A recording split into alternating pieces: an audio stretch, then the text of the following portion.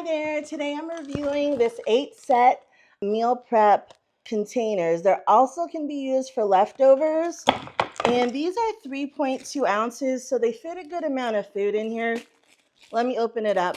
So what I like about them is that they are glass and not plastic. So if you heat up food in here, you're not going to get that gross melted plastic ring around the container like you would with other plastic leftover or meal prep containers.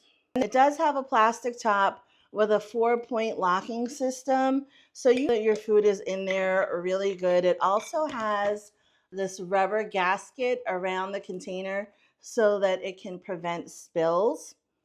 Because it's glass, it's also a lot easier to clean than plastic. And it comes with 8, so you can have meal prep one for each day and have one left over for lunch or an extra. You'd have an extra one left over. So I also like the color that they come in. They're not just gray or blue, like a dark blue. They're kind of a fun teal color.